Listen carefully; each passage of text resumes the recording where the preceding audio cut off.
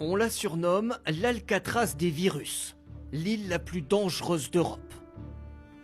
En mer Baltique, des laboratoires ultra protégés sur environ 1 km de long et 400 mètres de large.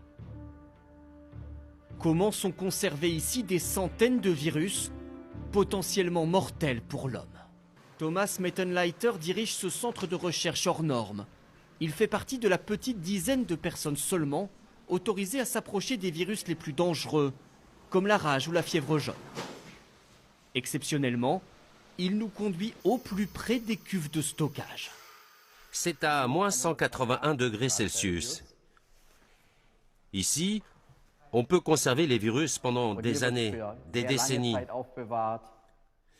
C'est là qu'il y a les bacs de stockage, à des températures très basses. Mais je ne suis pas équipé pour les manipuler et je vais refermer très vite. On a des virus très pathogènes dans la zone encore plus protégée, comme la fièvre afteuse pour les animaux ou pour les humains, Ebola. Des cuves d'azote liquide soigneusement fermées. Le taux d'oxygène dans la pièce est mesuré en permanence pour détecter la moindre fuite et donner l'alerte. Des virus conservés ici pour être étudiés depuis 1910. L'île de Reims est le plus ancien centre de recherche en virologie au monde.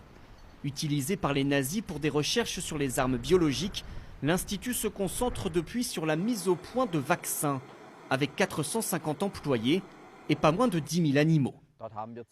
On a par exemple des sangliers. Et là, ce sont des alpagas qui produisent des anticorps très particuliers. Il n'y a pas d'autre possibilité que de tester sur des animaux pour avoir des résultats fiables. Les vaccins développés ici permettent de lutter notamment contre la peste porcine ou la rage du renard.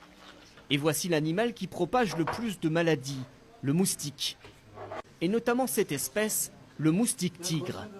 Longtemps confiné aux zones tropicales, il est apparu en France et en Allemagne il y a quelques années. Il peut potentiellement transmettre la dengue, Zika ou le chikungunya. Le virus se répand partout dans le moustique, jusque dans les glandes salivaires. Et à la prochaine piqûre, le virus pourra être transmis par la salive à la personne qui se fait piquer. Cette équipe mène donc des tests génétiques, là aussi très sensibles, sur l'ADN des virus eux-mêmes.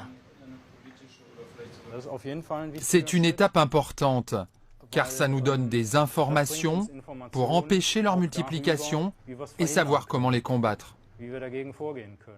Des travaux stratégiques. Depuis 2008, l'Allemagne a investi ici environ 300 millions d'euros.